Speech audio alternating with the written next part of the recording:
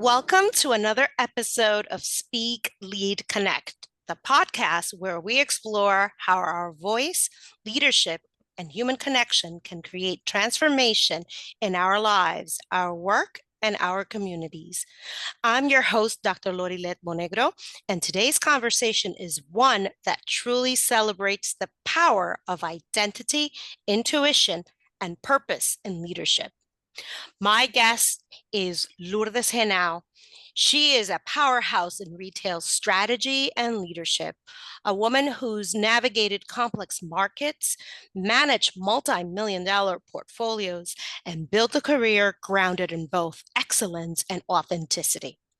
But beyond the numbers, Lourdes is also a storyteller, a mentor, and a proud Latina voice in corporate America, showing us what it looks like to lead with courage and connection. Today's episode will be diving deep into how she's built her career, the lessons learned along the way, and how identity can fuel impact and innovation. Lourdes, welcome to Speak Lead Connect. I'm so honored to have you here. So I would like for us to basically let's begin in the heart of your story. When you think back to your younger self, what early experiences or influences most shaped the woman and leader you've become today? Well, thank you so much for having me, Lorilet, and for such a wonderful introduction.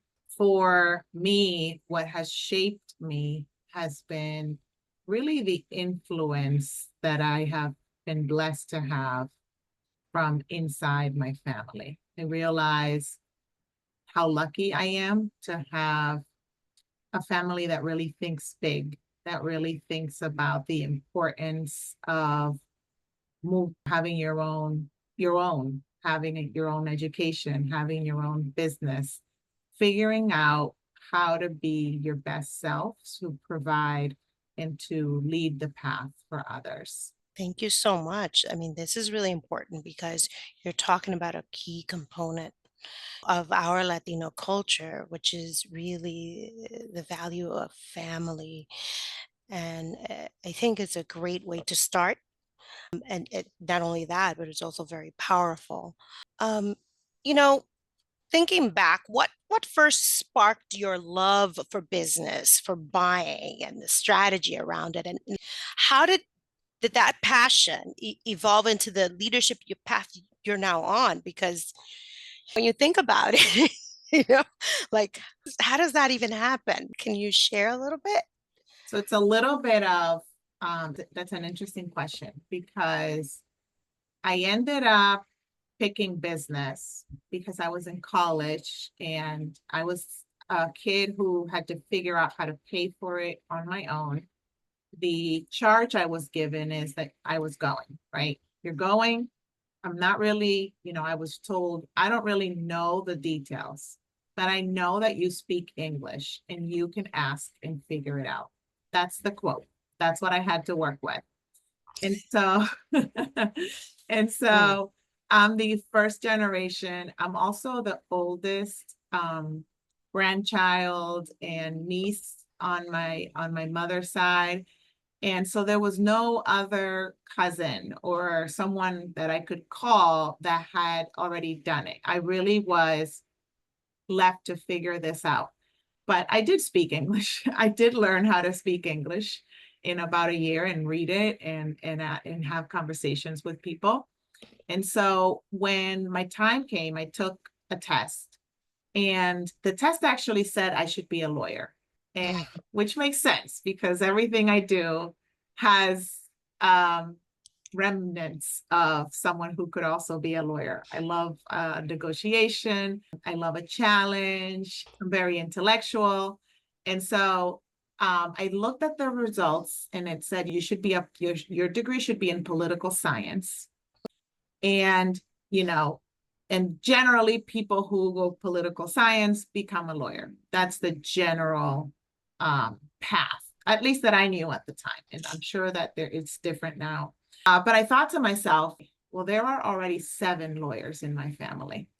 Oh boy, it runs in the family. It runs in the family, right? I am very well aware of what Sunday afternoons and family time with 7 lawyers going at it looks like. Heavy duty. Heavy duty. And so I was like, I don't think we need more of that. And most of them are lawyers in my home country of Dominican Republic. And so I thought, you know what, maybe like new country, why don't we start a new thing? And why don't I just not go into that? And then at the time I thought, oh man, I don't know if I want to be in school that long. And so I started thinking about, well, what's practical? And so when I looked at business, I thought, well, it's practical. I can use it for anything, right? If I don't necessarily know what I'm going to do, I know I can use this for something. And then I looked at all of the different branches and, couldn't really see myself as an economist. My father was one, but couldn't see myself as one. Couldn't see myself as an accountant. Couldn't see myself as a finance girl. And so I thought, oh, the marketing is just right. I can have the part where I get to talk to people and I get the part where I get the numbers. And to me, that's dynamic. That's different. I felt like if I was going to do something for the rest of my life, I needed a job that was dynamic, that I was going to be challenged with different problems, different things, and that I could wake up and go, oh, what is it today? And it would keep me on my toes. So I chose marketing, and that's how I started on that path.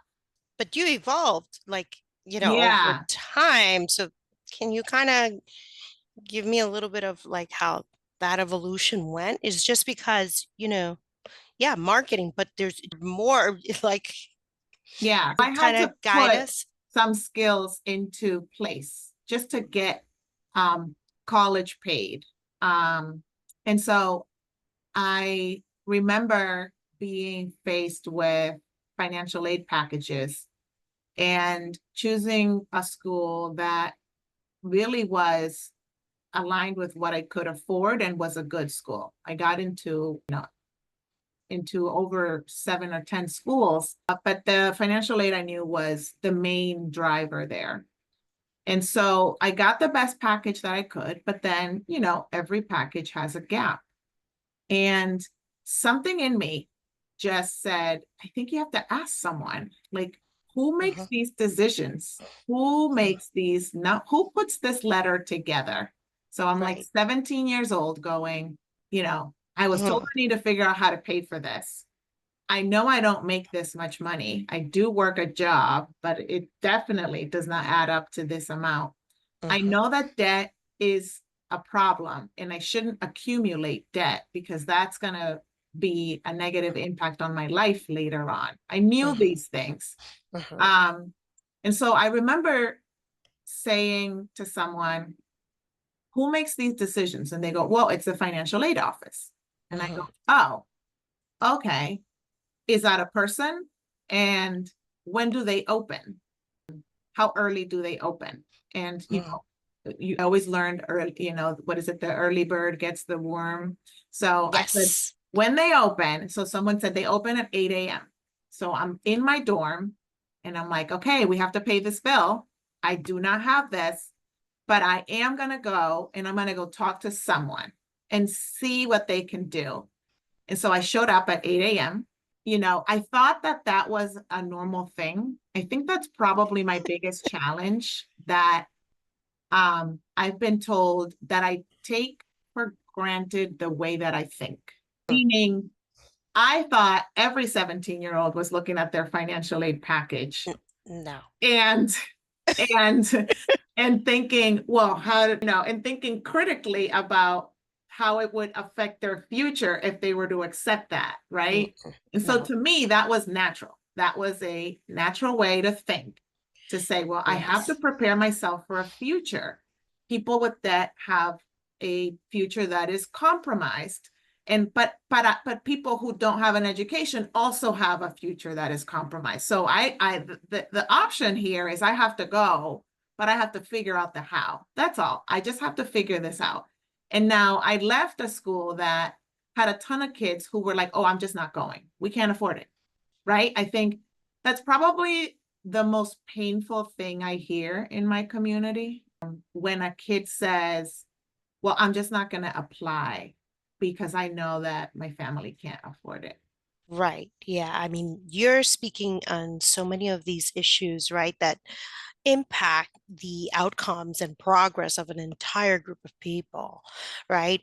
What I find amazing about you in this recollection, right, as a young woman is thinking through this and realizing, wait a minute, I can make this happen. I have to make this happen. It was almost like you yourself, okay, I don't have another choice. In other words, you made it a non negotiable situation in your life that you were going to pursue higher education, that you were going to find a way how. So, one, I see in that not only a brilliance, right? Because, like, I feel like, oh my goodness, most kids at 17, they're not 17, 18, they're not thinking they must achieve X and Z, or be so conscientious about the finances, right? The money piece to a career, which is such a high commitment. So I must tell you,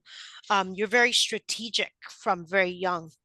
Very young. And so I thought all the kids did that, right? So I'm like, oh, I have to get this done. And so, yeah, so I went to that financial aid office and I said, I showed the letter to the woman, nicest woman. And I said, there's a gap here. As you can tell, the expectation is I'm going to come up with this money. And I am here to tell you, I do not have that money. And I can also tell you that my mother does not have this money. Wow. And I need your help. And so, Wow. yeah. And so I said, is there any way that you can look? And I said, and I remember now, I'm going to date myself, but computers were just getting started with use when I was going to college, right? So I'm like, can you look in the computer and see if you can find more money? Wow. And I was so lucky because I had a very nice woman. And she was probably my first, what is it when a universe opens? Yes, That people want to help. of course, And because she it was said, also your approach, I think. yes. She said, yes, of course, I'll take a look and see what I can find. And so it taught me that people want to figure out the best that they can do for you. People want to help you. Which I think most of us assume I have to do this by myself because who's going to help me? Who would anybody want to help me? But the truth is, people, if they can, they will help, but they have to be asked. That's the Yes, powerful piece here. yes, Yes. they You know, cannot. Yes, yes, huge lesson because, the idea of self-advocacy, right? And the other idea of agency, right? Because you were your own agent and you also advocated for yourself in a way that was not only at the same time humble, because you were kind of like saying, hey, listen, I got to really tell you, I can't do this. Can you help me do this? So there was a sense of humility in the ask and also a sense of persistence and agency that I am going to get it done. And I'm here to ask you to help me get it done. So these are all great lessons for people who are listening to this, right? Who will be kind of examining, okay, what's to take away from that? And I think you did it in such a beautiful way that displays both the humility, but also the strong hold to your goals, meaning you are not relinquishing your dream. yes. And I learned that if I get a no, it's just a numbers game. All I have to do is ask enough people and someone will get me the yeses that I need. Wow. And that's what I did with any money that conversation ended with the woman finding some Stratford loans at the time, and those were unsubsidized. And I said, well, those earn interest, and interest is still going to cost me, and I don't want to borrow. So where's the free money? I remember saying, I need the free money. And she said, yeah, we have some like of the free money. And so she increased one of the scholarships that I was getting Wow. and bridged the gap. But then I learned after that that I said, okay, I need to bridge the gap. So I need to become strategic because I'm going to max her out every year, but not every year is she going to be able to cover the full amount. I realized you have to be first and you have to be prepared. You have to read your instructions. You have to really pay attention to what is being asked of you if you are asking for something. I would fill out, when I was young, the FAFSA, the people who filled it out at December 31st at midnight were the people, it's first come, first serve. That was how the money was given. So I'm like, if it's due January 1st, if I fill it out December 31st, that's New Year's. That means I'll be first. And I would do that. I would prep and I would do that. So then I also created a grid for myself with scholarships. And I said, and I did a probability. It was a probability grid. And so it tracked every scholarship that I wanted to apply to and how much each scholarship gave. And then I would say, okay, I need $10,000. I'm making this up. I need $10,000. I might get rejected for 50% of these scholarships. So I need to apply to $20,000 because someone's going to say no, but someone's going to say yes. So I would apply for double the amount of what I needed. And I use those examples because they're really concrete, but I really kind of run my whole life in that way, in knowing that someone's always going to say yes, but someone's also going to say no. And I may find the person that says no first, but that doesn't mean that's it. Yes. So there are so many lessons on persistence, resiliency, the ability to stay true to your dreams and your goals and your pursuits, but also to be strategic in that pursuit. You're not just pursuing something in an obstinate way without a plan. You're actually predetermining the conditions and looking at the probability of success to maximize that. So I'm hoping that our listeners are able to really digest and critically think of the process of doing and how that can be applicable to not only the pursuit of a career goal, as was in your case, but like you said, nearly anything in our lives. And when we invite to be more strategic so that they achieve their outcomes, the likelihood of success and surrounding themselves with who will give them those yeses will also increase. So I want to just thank you for that, because in that story, there's so much insight and so many lessons. Usually I'd like to make sure that I highlight those things because sometimes people think we're just having random conversations. But I also want people to know that these are organic conversations. You and I did not plan this. I didn't rehearse with you or anything. And therein lies the power, right, of having conversations of impact and that also allow us to support others who would take the time to listen and to process the information we're sharing here. So thank you for that. Thank you. Absolutely. I want whoever listens to know that whenever you have a goal in mind, or even a thought, or even those when we think crazy thoughts, or what if, those what ifs, that they can always be broken down into smaller, achievable steps that you can put in front of you to get there. And so to me, I always say, probably the least prohibitive path after I learned is money. Like if you're like, oh, but money, I'm like, I don't really worry about that, because to me, there's always a way to get that. Now, with your persistence and what you deliver, you always have control over that as well. And people get to know you. So if you say that you are pursuing something and that you are looking to secure a way to do that, then you need to deliver as well, because there are people who sometimes let other challenges get in the way and don't deliver. And so I think the other piece that has really become a part of my identity is that when I say I'm going to do something, I do it. If I'm not sure, then I'll say I'm not sure. But I follow up, I follow through, I call back, I email back.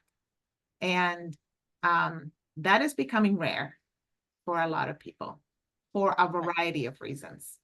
But it stands out now. Right. It positions you in a very powerful Yes. place, you know, and it distinguishes you as someone who actually is committed and achieves. So thank you for that, because again, is that relentless pursuit of the goal. And because of that pursuit, the actual delivery of the outcome. So both are working in tandem with each other because they lead to that fulfillment. So thank you for that.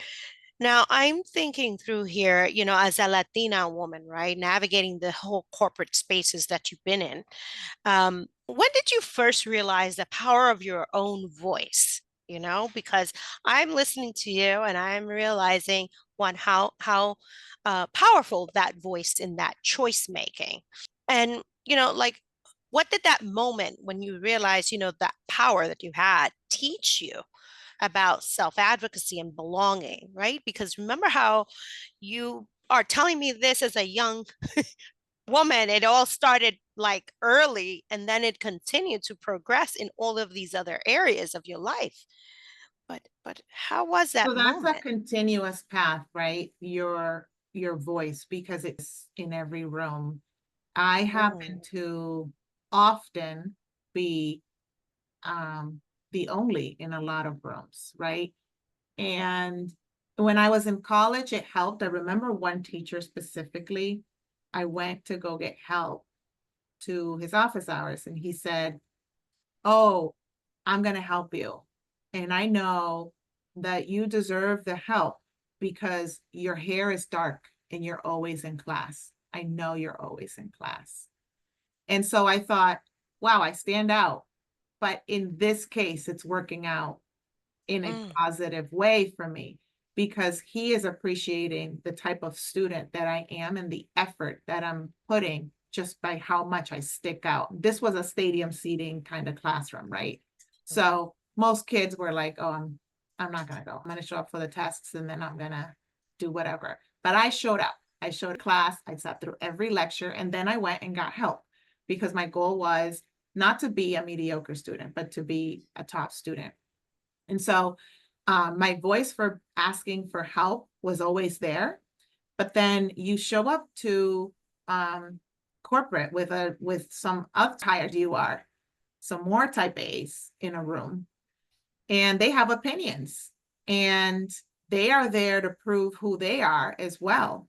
And as a tactic, it is to see who can speak the loudest. Whoever mm, can speak the loudest gets to speak their point. And mm. so um When you say I the loudest, could you qualify that? Because sometimes when a person is listening, they may not fully understand from the vantage point of the experience you're referring to and what loudness in the quality of the context. yeah, so oftentimes people are in a meeting or in a class and they always say I have questions and most people are like there's dead silence most of the Mhm, time or there's barely questions. Most people are trying to just make it short and get out of there. Um, and then if there's a meeting in corporate where it's ideas and stuff, some people are shy, but then there's people who have a stream of consciousness. They're always talking. mhm, And so what happens is that when you're, and I'm a processor, when you're mhm, silent, people get very uncomfortable. And so it could mean then that they can start putting conclusions on, does she have a voice? Does she have any ideas? Is she paying attention? Does she, mhm, right? And so I'm in rooms with people who are just throwing things out. And I'm like, I already thought about that. That's not gonna, um, mhm, or are like something. And I'm like, oh, I was just gonna raise my hand and say that, right? mhm, mhm, And so that fine line of, oh, I don't have the smartest. I mhm, can just say things here too. and be okay with that they're going to be heard, and Mhm. be okay with that they're also going to get challenged. I think we're Mm. often thinking, well, I have to say something that is irrefutable, and everybody's going to go, oh, wow, I never saw that coming. And that doesn't have to be the case. Mhm. So, and if we can ourselves to, I have a toddler, she's not so worried about being absolutely correct with what she wants to say. We lose that as we get older because we are so worried about being judged, so worried about what people are going to think if we say something, but it's worse if we say nothing. And then I've also been in situations where I've said things that are unpopular, and that has gotten me in trouble, Okay. right? It was above me trouble. And I felt that what I was taught and learned was to say something. If you care, you have to say something. If you care about a business, you have to say something. If you are in business with a person and the decision that they're making, to have a very possibility of success, you need to say something. Because if it fails and you said nothing, you're just as responsible as they are. But if you said something, then at least you can learn the lesson and then figure out how to do it again. And so I got myself in trouble with my mouth. I was like, that doesn't make sense. We shouldn't do that. And I was told, we know more than you. We are more experienced than you, and we are telling you that you're incorrect. Now, I was lucky to work with people who were also humble, that Mhm. in that particular case, when it did not work, they also came to me and said, we should have listened, right? Yeah. But I got in trouble. I mean, I think if there was ever a time where somebody should have said, you know what, if there's ever for you to just start to zip it, this is it. But it was probably year one in my career. And that was probably the year that reinforced to me, the world loses when you stay quiet. There's Mm. more to lose than when you stay quiet.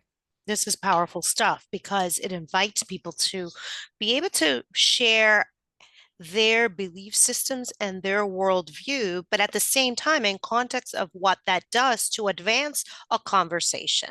So even when we are in a dissenting position, what it does, it allows for that thinking and basically that rethinking of something to make sure and ensure that it makes sense as opposed to then living on regrets. And even when we fail and we make a decision that is unpopular and it fails, at least we can go back and revisit that whole process that you just kind of described.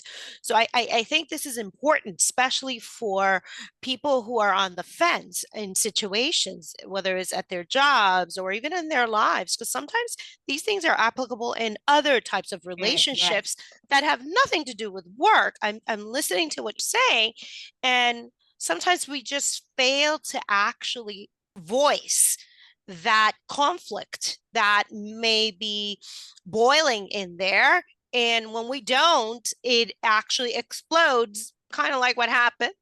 And we then realized, oh my goodness, had I opened my mouth and we had a conversation about it, maybe we wouldn't have ended in such a pickle or such a situation. So this goes both not only for our careers, but also personal lives where we need to own a process of good communication.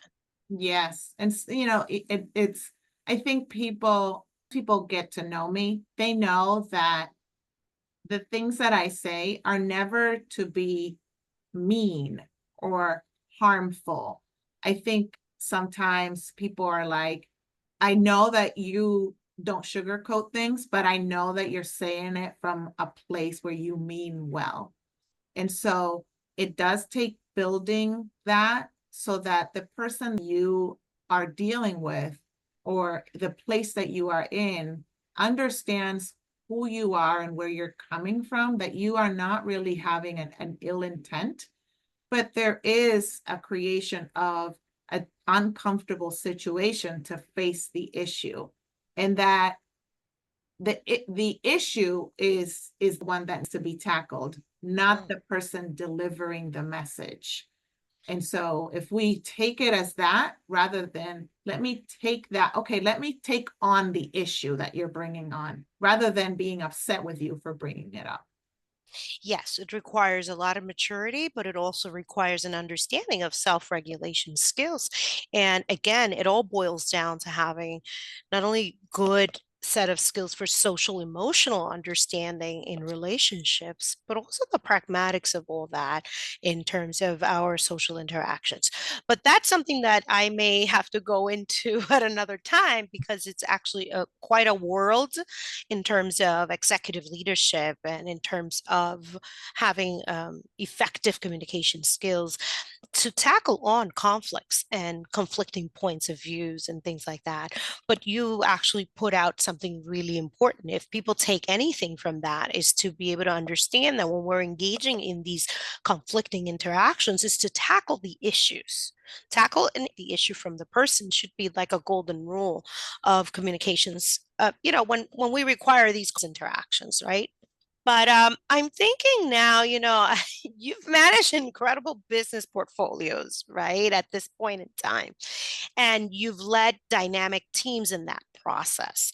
Now, what's a leadership philosophy that basically that you have or a daily habit that keeps you grounded and effective under pressure? Because as you're sharing this story here, I'm like, oh my goodness, that must have been such a moment, right? That must have been like, whoops, I did something really bad. So you were under pressure, but I'm assuming that this is not the only time. Anyone who's in any kind of management leadership, leading teams, you find yourself in these situations. So, but how do you like what's your philosophy on leadership and like a daily that maybe you have that you find for you?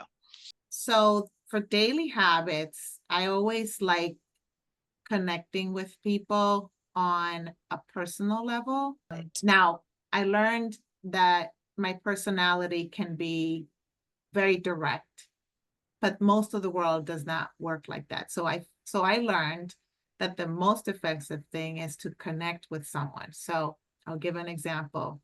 If you and I work together and you usually same information every Monday, and I have it by 10 a.m. But it's 11, I didn't get it. So I write you an email. And I'm like, hi, Lorilet, please send me the report. That's a very different email than, hi, Lorilet, I hope you had a wonderful weekend. How was it?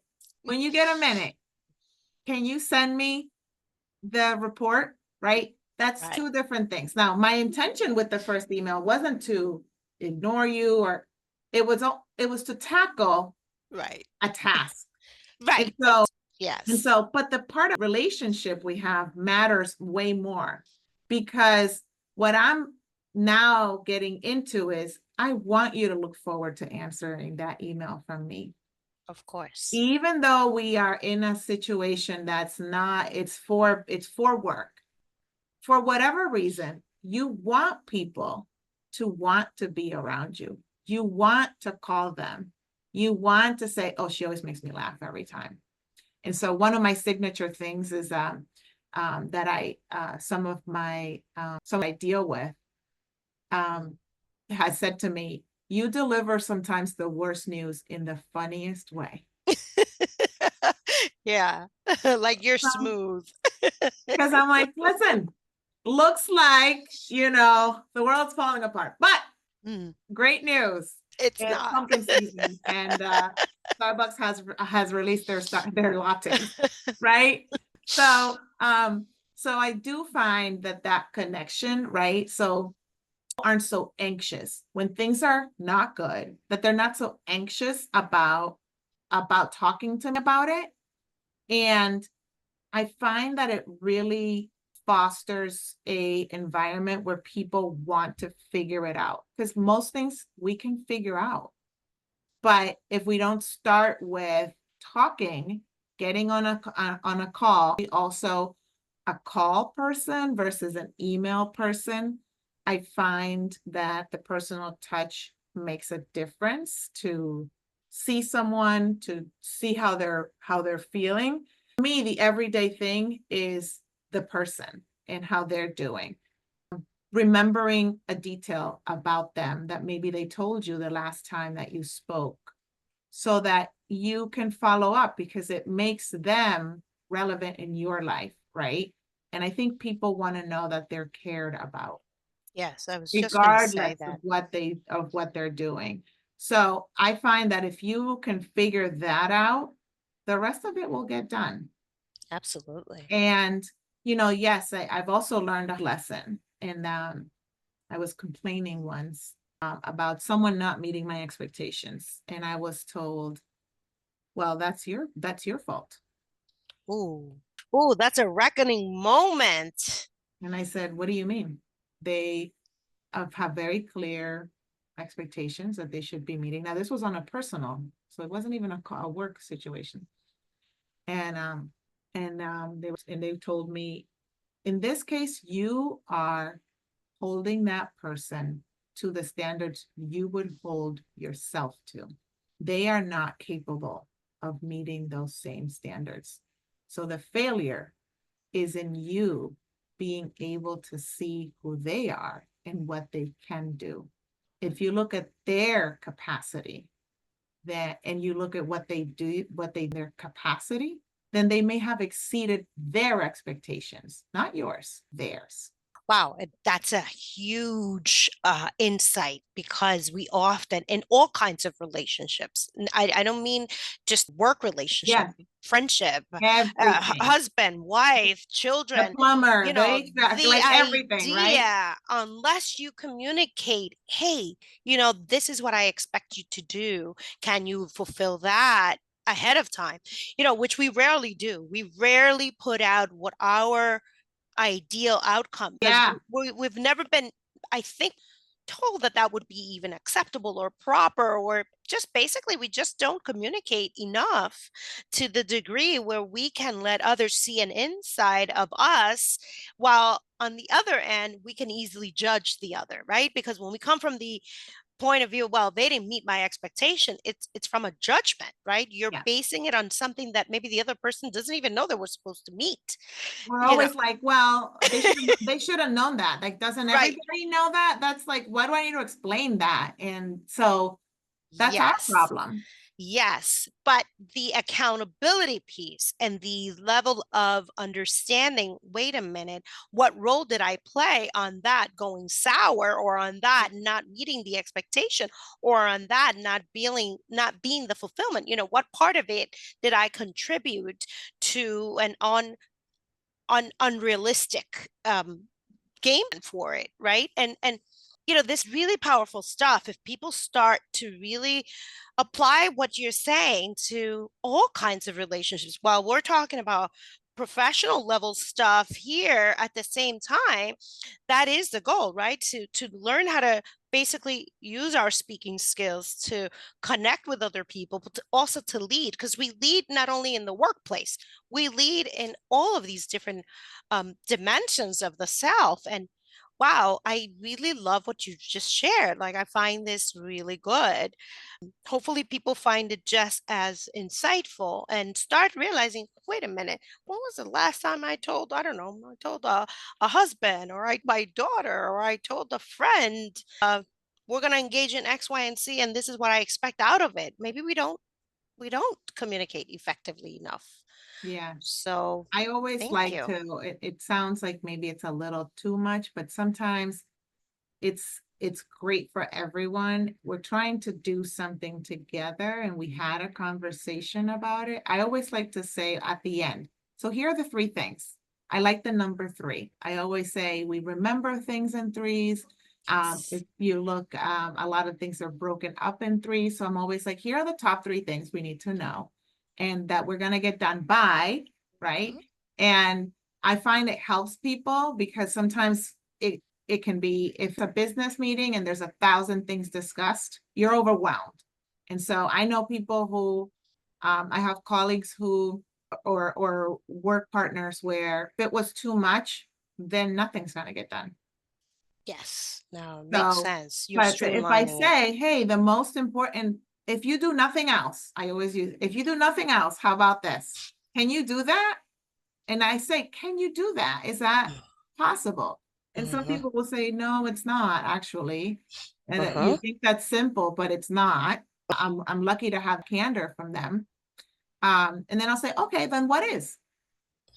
Right. But this is a really wonderful point of also what we would consider reconciliation, right? When we think about how we establish relationships and establish understandings and good agreements that then lead to way less potential conflicts in Yes. that engagement, but also allows us to move towards whatever that mission or goal is, because now you have clearly outlined where we're headed. So I think this is, and hopefully, our viewership just kind of starts processing how they can apply a lot of these lessons to many areas of their lives. Now, if you don't mind, I kind of want to go into a little bit about identity in regards to the representation, because, when we consider our empowerment as a group, as a Latino group, as a Hispanic or even immigrant, because not everybody's born here, even if they are from a Hispanic root. But representation truly matters. And you've modeled that so beautifully because you've been in all these different places where maybe you're the only woman or the only Latina or, the only person from a historically underrepresented group. How has your cultural identity? So now, not only just being a woman or being from a specific Hispanic background, but that culture, how has that cultural identity shaped the way you lead, the way you mentor others, and make your decisions? Because we really can't divorce our cultures. No. So I'm a little edge on this, and that it might be an unpopular opinion. And I'll say, and I'll put the more negative connotation of it. My my my forte is negotiating. And so the first thing you do is you read the room. You read the person or the person you're speaking and what you're dealing with. It is often, it's happened to me on multiple occasions where the first assumption about me is not any of the things I've accomplished, right? Mhm. Is not that I have a great ability to assess statistical data, is Mhm. not that I have a master's degree, is not that I have traveled to 32 countries, is not any of those things. It's, Mhm. um, I think I had someone even say, have you seen those big buildings? And I'm like, right. And so I've used that because and it's for enough surprise where I'll set it up and then I'll reveal what I know or who I am or what I um or the degrees I'll hold or whatever that maybe later that information comes to light.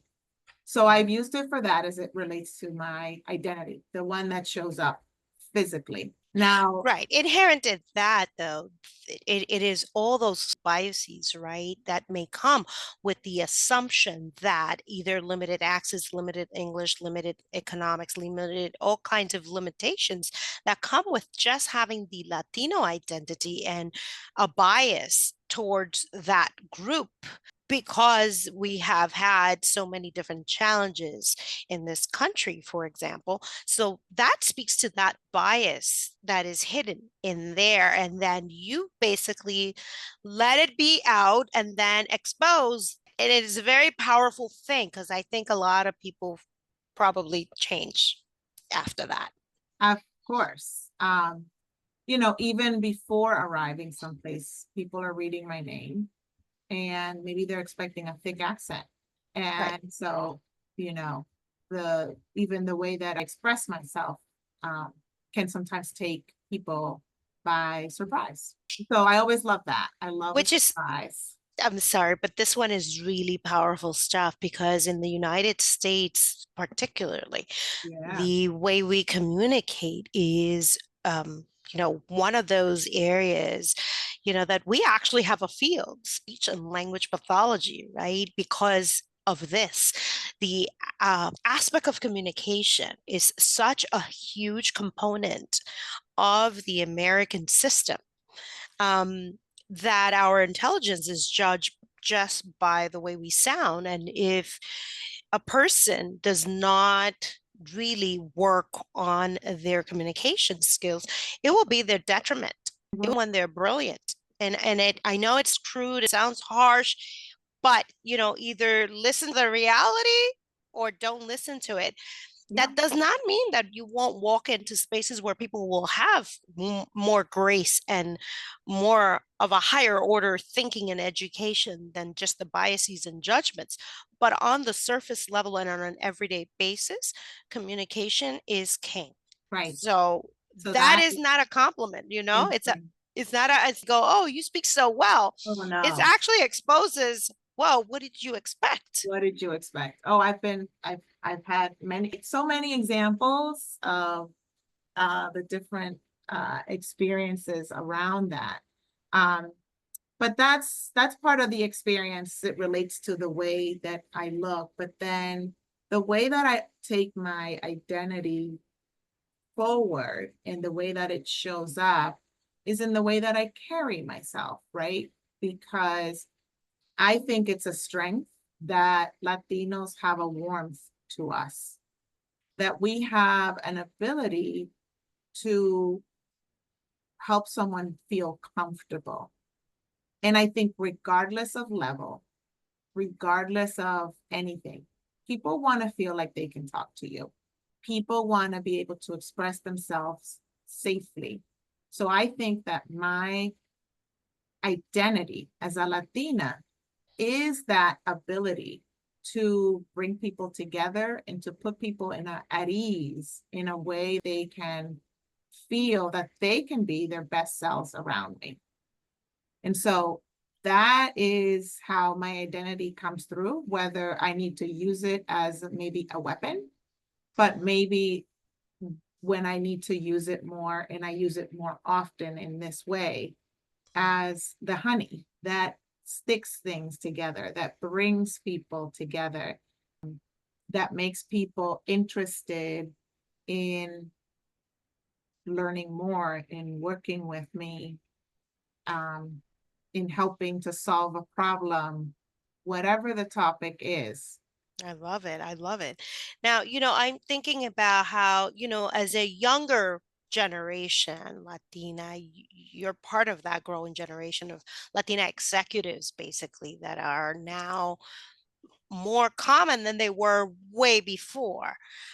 So that type of level of leadership is so important. How do you see our community, in terms of the role, our community's role evolving in corporate spaces right now? Like when you go to other meetings and you're meeting with other um, corporate executives, do you see a shift? What are your thoughts on your interactions in terms of our Latina executives and, the kind of growth and change that you might or might not be seeing? I'm not sure, what your experience has been. I think that there's definitely been change. I think that it's never as fast as we want it to be. We wish things were different yesterday. But what I do notice is that there is progress being made. And I think the biggest piece is that there are companies where it really can be about you figuring out your contribution and then making the right connections. The connections are always going to matter. I do not want people to go, oh, just work hard, really, really No. hard, just work really. That's not what will get you there. So if you are a person who is looking to work within a corporation or grow your own business, Mhm. just remember, no matter where you are, that the relationships are going to be the main driver. Yes, you'll need to be talented. Yes, you need to follow through. Yes, you need to be prepared. But those are baseline. Your ability to manage your connections is going to matter way more than any of the other hardline things that you do. Yes, and it speaks to the power of networking, but more than networking, just chit-chatting, building, like you said, Yeah. relationships. And I think that there's, in terms of progress, there is a lot more open to receive from a Latina. I also think that there's a whole generation that's also thinking about things completely differently. And so that their terms about what does this look like are also at stake. And it's really a generational conversation that Latinos and Latinas are a part of as well. That there It's that whole evolution. yeah, because I think, for me, for example, was it rare that if somebody, when I started working, if they said you have to stay late, then I'm like, okay, well, I guess I'm staying late. But now that's not necessarily going to be the case. You actually don't ask them to, you don't ask anybody to stay late. You respect more. But the people who are going to be able to move forward are going to have flexibility. So you still kind of show that flexibility, but without overdoing it is really my message here to say, like, yes, there's change coming. People are noticing the work, but the relationship is going to be how this all happens. So make sure you're making the right connections. If there are other Latinos or whoever it is, it's really a mentorship rather than a connection to a specific race. It's really look for mentors, look for people who see the greater in you. There are people who can teach you how to do certain things, and they are really important. But if you find someone who, I always say, talks crazy, meaning they say, I see you doing this, and you're like, me doing that? What do you mean, me? I think you're wrong person here. Find those people. Right. Those that can see through the layers and see your light even when it's hiding. And they are like calling you for more, You asking you belong for your there. If greater you are self. there, you Yes. belong there. Find those people because they are rare and they will make all the difference. And it's what we need for moving forward. Yes. Yes. I agree. This is powerful stuff. I now want to kind of this a little bit into when you participated, right? Like you stepped into authorship and writing and telling your story, and which I absolutely love that you were able to do that. And only because this is how we establish again those connections with the new generation. But what inspired you to share your voice through the writing beyond the corporate world?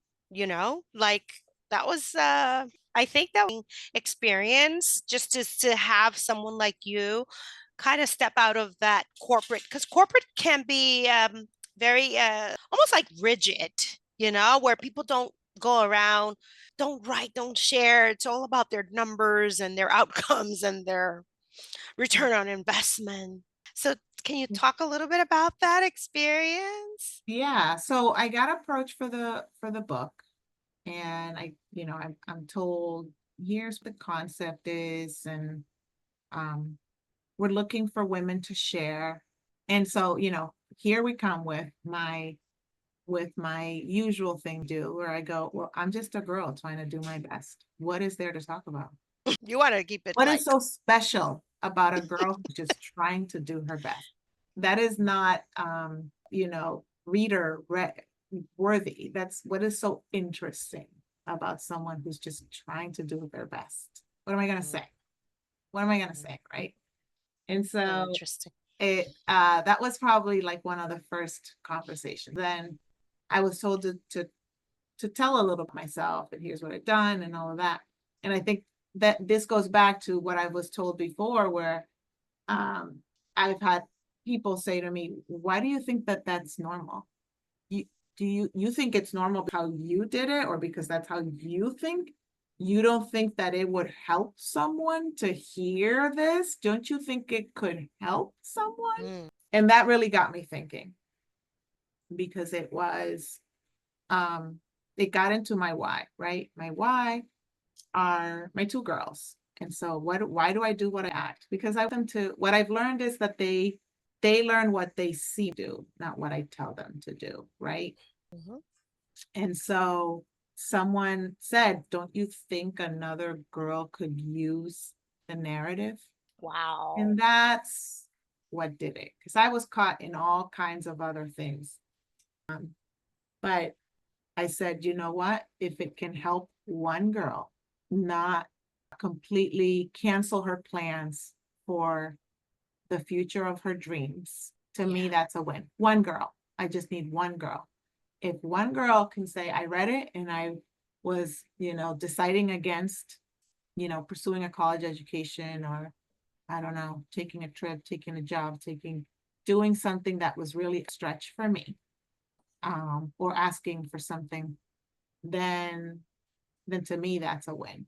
Yeah, this is awesome because it's like the same call for unleashing, right? That which you have within you through these inquiry processes as you're writing and as you're trying to figure out, okay, what is it that is there that I actually, share that may impact and just motivate someone else to take action on something. I'm thinking through as you're speaking, and like that was like a creative process and a creative journey that was very different from all these numbers and all these outcomes. And how did that transform like your own sense of leadership, your own style, and just meeting all the everyday demands? Because you had to kind of come out of your regular role, be able to then share out. And there was a whole book tour and all of these different scenarios where you're showing a different part of you, where you're being vulnerable in a different way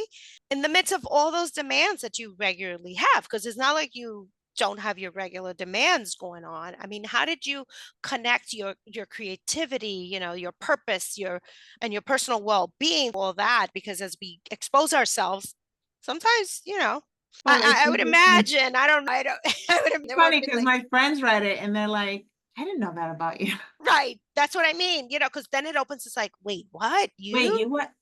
Oh my God, I didn't know that. What? You never told me that. I'm like, I know. Yeah.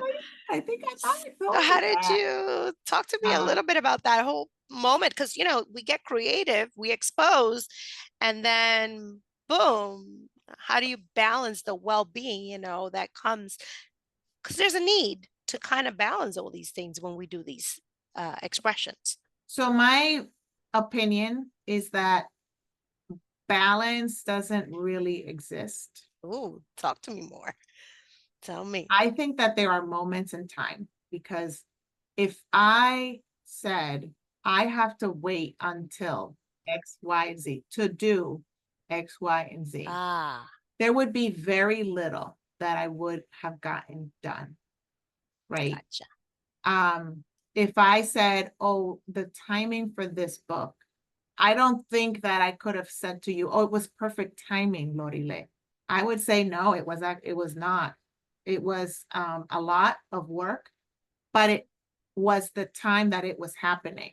So it is, and it's like a ride, right? You are just walking along and a boost is coming your way by, I don't know, you already called an Uber, because that Uber is going to show up at the right time. Well, do you take the one that gets you there first, or do you wait for the other one that might get stuck in traffic and cancel the ride anyway? Right.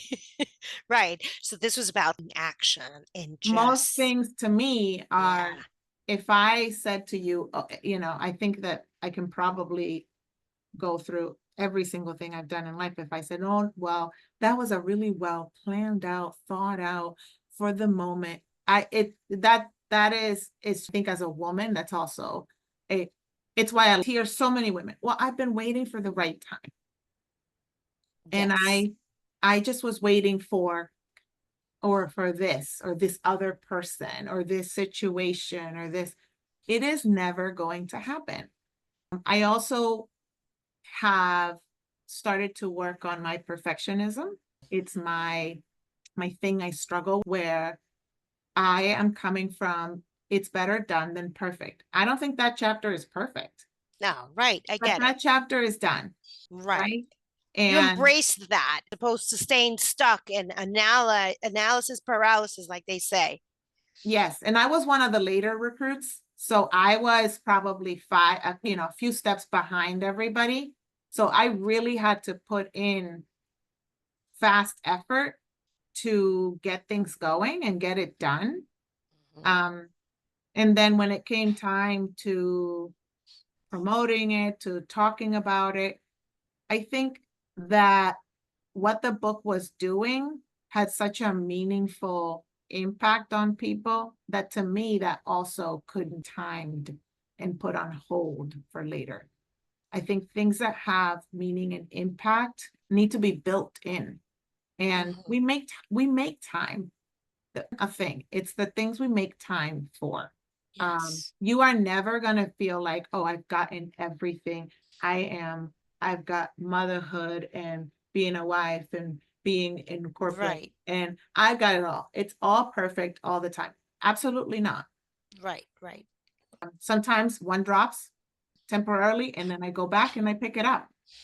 But it's never abandoned. I And love that because you're saying something powerful there. It's never abandoned. never abandoned. It may be put on hold, it may fall through for a moment, but you'll pick it up. It's never abandoned. It's never abandoned. It's not left unattended. So it may not be, a full-time tending. There may be immediate versus quantity in what is done. So to me, that was important there. When I looked at it, I just was like, oh, everything else, I'm gonna fit it in. And I do have a challenge with overcommitting, but I also am gifted with a high capacity. And I know that not everybody has a high capacity, but I know it's a gift of mine. And when I can push, I can get a lot done. And if it's something good, then why not? Yes, I see that you were just willing to and see it through. Thank you for sharing that. I'm thinking about in terms of as you're sharing all this, right? Because some people, like you said, don't have necessarily the same type of capacity and the bandwidth for certain things.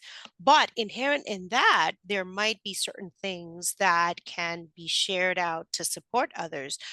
Like what practices or routines keep you aligned, like meaning like spiritually, emotionally, mentally, like while you continue to lead at these high levels, right? Like sometimes we have certain things that we do to kind of align us, bring us back, as opposed to leaving things abandoned, be back because you've spiritually been able to do something emotionally, mentally for yourself that allows you to nurture that high level performance. Can you share a little bit of maybe some things? So some of the things that I do, number one, before we get into the spirituality things, I look at activities that are time consuming, but not high reward. Oh, Laundry, grocery shopping, cooking, cleaning. The way I look at it is no one's going to go to my funeral and go, let me tell you something. The way she fluffed those clothes, earth will never be the same. That is never going to happen. oh my goodness. Right? No one's ever going to go, oh, her. I mean, this is powerful stuff. Yes. Oh, every time Can you say it again, please? no one's ever going to go to your funeral and say, oh, the way she folded those clothes and fluff those clothes out of the dryer will make her the most missed woman. We have duties that are assigned to us as mothers, wives, women that don't bring any additive meaning to anyone in our lives, and most importantly, to ourselves. It is approximately $20 to get a pound of laundry washed, dried, and folded.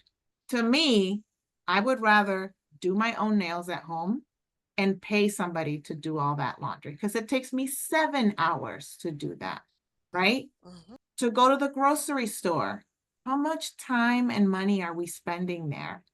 Then you come home and you're making meals, then you have to do the dishes, and you are in this cycle. If you did a time tracker of the amount of time that we are utilizing, that to me is not funeral worthy stuff. That's the way I look at it. Is it funeral Ooh, worthy? funeral worthy. Oh It's my not good. stuff, but it is taking a lot of time.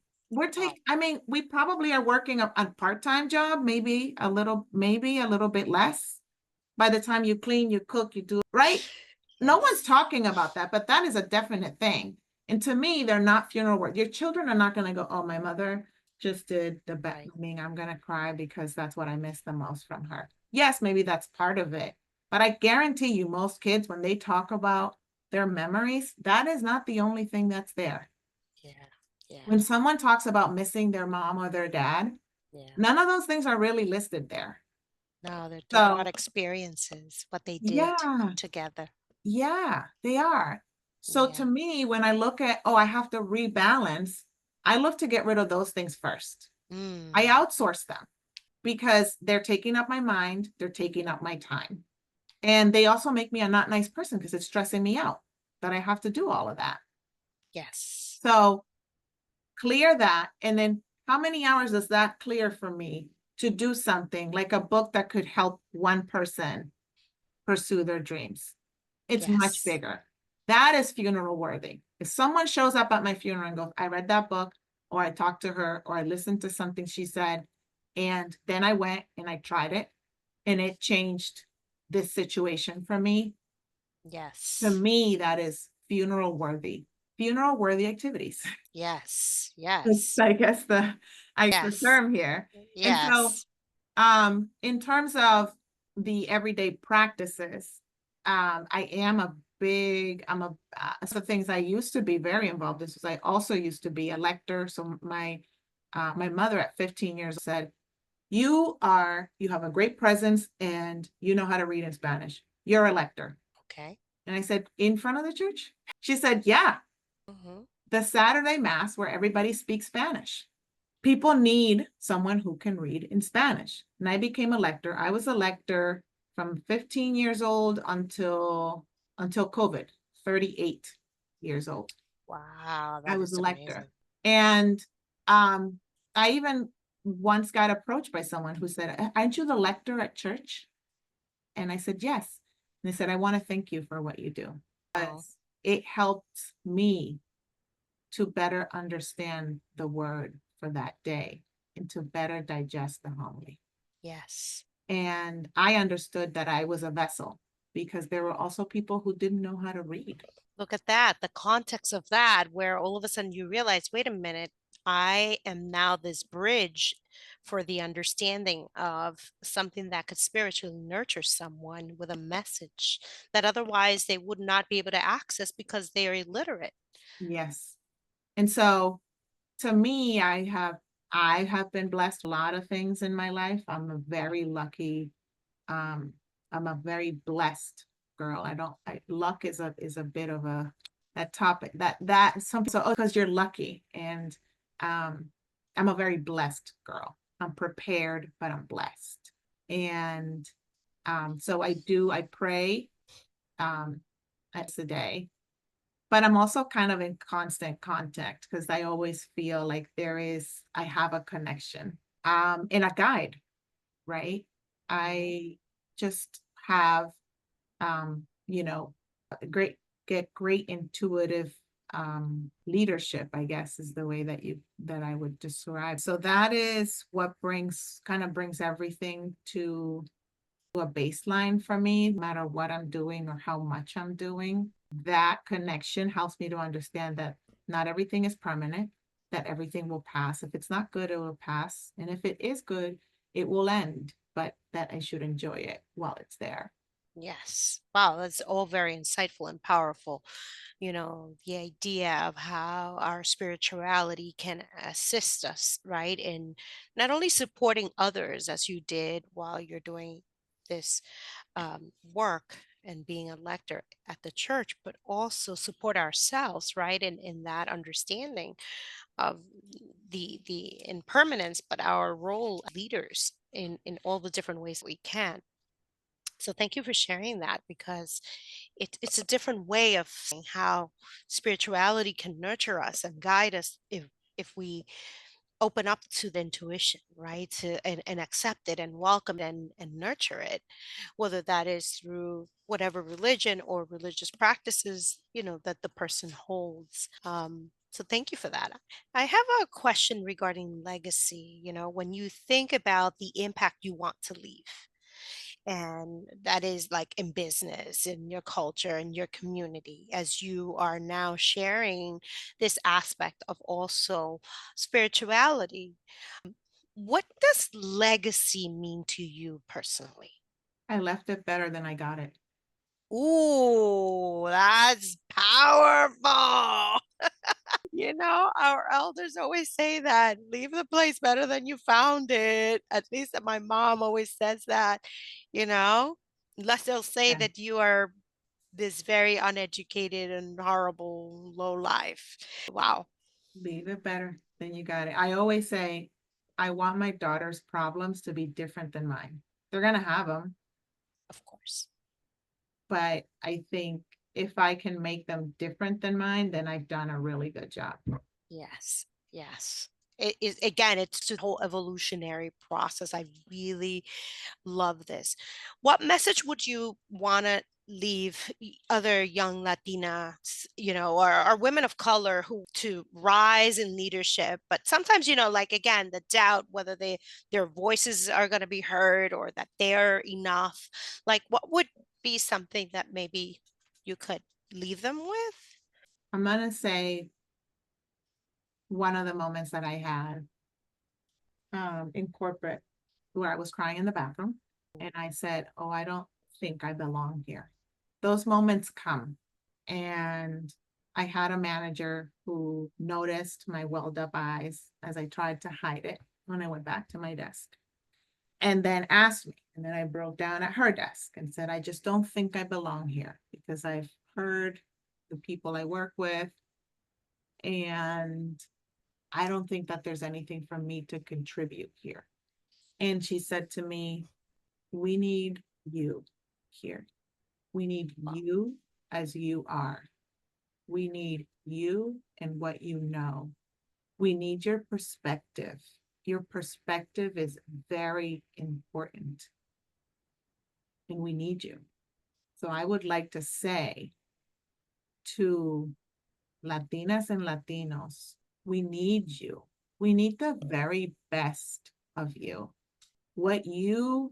If you don't go what your absolute best is, it's a loss for all of us. We need you. Our children need you. Our community needs you. The entire community, not just other Latinos, need you and your contributions. Please do not stop because of the lies your brain tells you. And if you hear the lies outside of your brain, it's a numbers game. I know a lot of Latinos, they have no problem playing do quiniela y playing the lottery. Take the risk for yourself, because what is the worst that's going to happen? What's the loss that's going to happen? What are you going to end up with, a degree? Oh no. Oh no. What's the going to happen if you try? Oh, you don't succeed? I haven't seen one person that's extremely good, the outstanding group that we all know about, the famous people, but there's many others that are just regular at our house that we know about that are failing quietly and sometimes loudly. So what? You get back up. Yes. The real loss is if you don't try. And the real obstacle is if you're not alive, do it. Ooh, that's the life of regrets. Oh my God. That's the real. You, as they said, you speak as I was told, English, and you're healthy. You don't speak English and you're healthy, right? There's a possibility. Mm, And mm. I think if we think about we even here, why did we even come to this country? It's the word possibility. Someone somewhere along the lines in your family thought it's possible something great could happen over there. I'm not sure what it is. But it's possible. And you may not have data to back up possibility. You may have data to contradict possibility, but possibility does not cease to exist. Wow. Wow. That was powerful. Possibility not cease to exist. Wow. Never. Lourdes, I'd like for you to finish this sentence for us. Leadership to me is about Caring. caring. Wow. Love it. Before we wrap up, let's have a little fun. So this is going to be like a little bit of the lightning round kind of thing where you just blur out the first thing that comes to mind. Okay. So coffee or tea when you're making big decisions? Big decisions, Yeah. coffee. Coffee. Ooh, okay. I'll that change your perspective on leadership and life. In life, rich dad, poor dad. Okay. In leadership, the book of happiness. Is it the book of the book of joy? Desmond Tutu and the Dalai Lama, Okay. co-authors. Okay. Excellent. One Latina leader who inspires you right now. The president of Mexico. Nice. One word that defines your 2025. Intuition. Wow. Powerful stuff. Lourdes, I just want to thank you for sharing your heart, your wisdom, and your journey with us today.